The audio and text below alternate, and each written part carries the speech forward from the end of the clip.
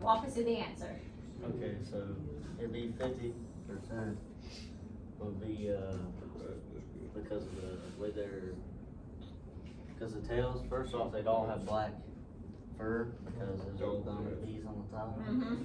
And then the only thing that would change would be these two dominant T's make all this, long tail. So this top part of it have a long tail and the bottom half of it have a short tail. Very good. Do y'all see that? All right, now here's their question. Here's their question. A black fur is dominant over brown. Short is dominant over long. What percentage of the offspring cross a big B, little b, big T, little t, with a big B, little t, little t? Is that what we just did or no? No, it's different. Okay. Questions? All right, do y'all want me to help you out with figuring out the allelic combination? I just need to get a raise. Huh? I just need it to be erased so I can see the whole thing. All right, erase, mark that off.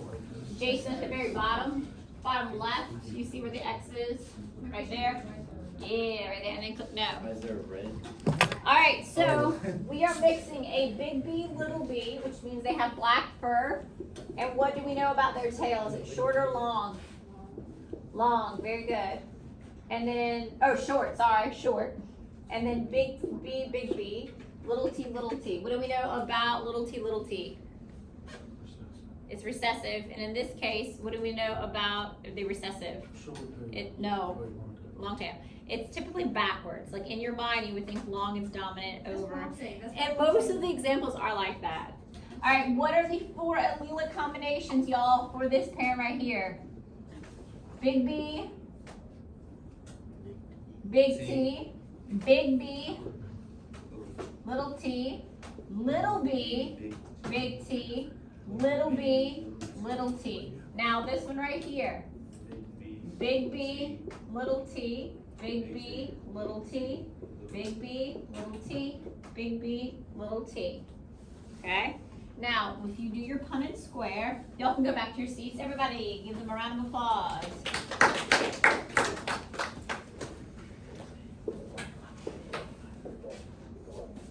All right, so it would look like this.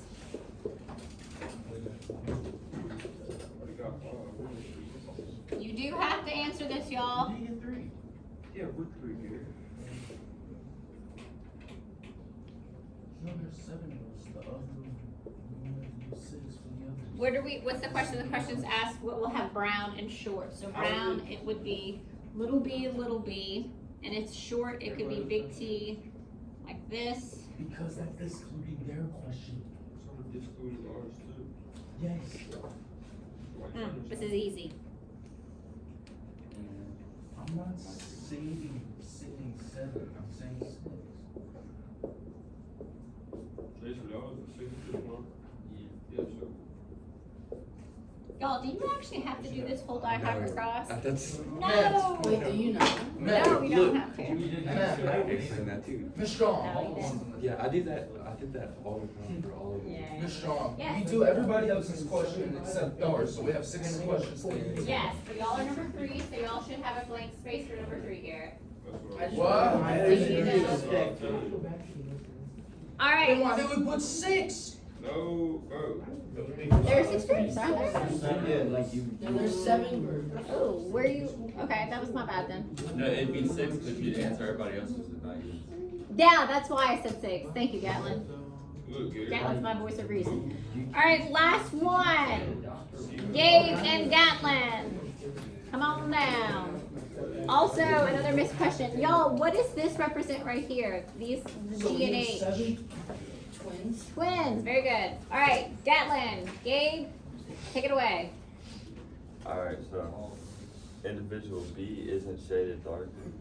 No, wait. Let's back up. Read the question. Individual with recessive phenotypes are shaded darker than those with dominant phenotypes if this trait is represented by the letter O. What is the genotype of individual B? All right, so we're looking at B. Grandpa over there. So A is wrong because individual B isn't shaded darker, which means it isn't recessive. Individual B can't be Dominant because individual E has the trait. Very good. Then C is correct, because for E to have little r, which means it has it, both of these would have to be heterozygous. Very good. And then why can't it be D? Same as option B, it can't be homozygous dominant. Because letter E has it. Very good. All right, here's their question. Here we go.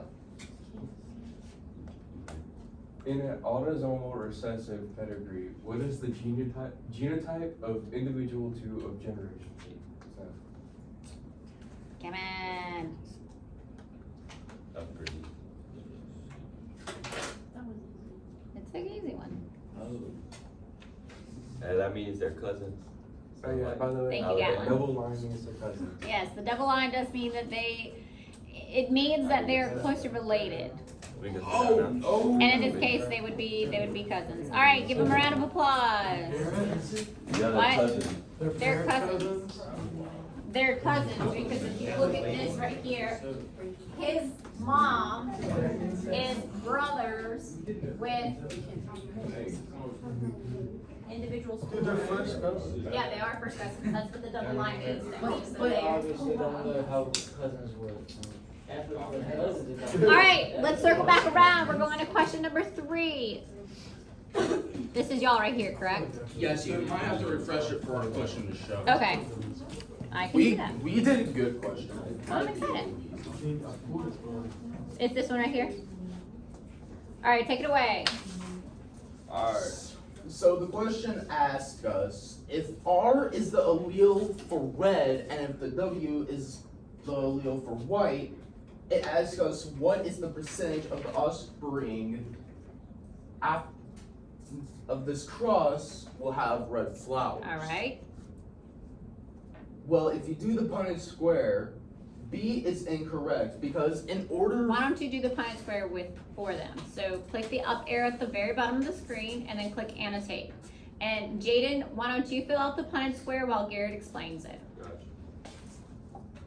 So basically you're crossing a pink, which is RW, between a white, which is WW. Okay. And in order for a red, you need to have 2 R's. Okay. So B would be incorrect because there are no double R's Okay. along with C and D. So the correct answer is A because in order to have a chance for a red flower, you need to breed 2 pink flowers together, which gives a 25% chance of a red, 50% chance of a pink, and 25% chance of a white. All right. All facts. That is good. Here is their question. Oh my goodness. It's No, a- that's the explanation. No, Oh, that's the explanation. Okay, I'm sorry. All right, here we go. Click the exit button at the very bottom. Yep, and then click no. Awesome. So Here's the their question question. says, red is dominant over blue. If scientists crossed a heterozygous red plant with a homozygous blue plant, what is the percentage of their offspring being a homozygous recessive plant? Okay. Pretty straightforward, huh, y'all? Write your answer down. This is question number 3. And I think this is our last one, correct? Yes, sir. All right. Good? All right, make sure your name is on it. Pass them up.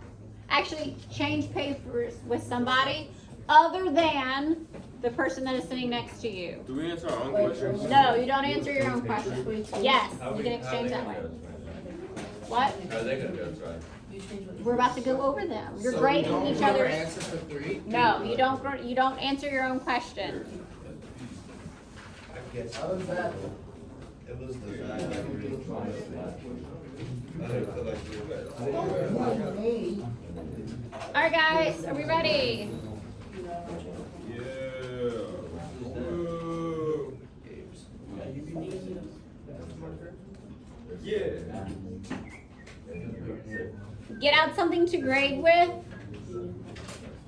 If there is a blank then that means that that was their group's question, so you do not need to count them off on that, okay? All right, we ready? Group number 1, what would be the genotype of K? Dominic and Miss Minor, what is the answer to this one? It is C. Y'all, what without a doubt could you eliminate? Anybody got a red here? A and what else? Here, Jaden, come grab this. A and what else? B. So K is what again? What is the answer? It is big G, little g. So the answer to number 1 is C. Answer to number 1 is C. All right, very good. The next one, is this your question? No, yeah, this is your question. Okay, so we have yellow is dominant over green, smooth is dominant over wrinkled. If we have a yellow wrinkled pea and you bred that with a green smooth pea, what is the genotype? What's the answer? The answer to this is C. So number 2 is C.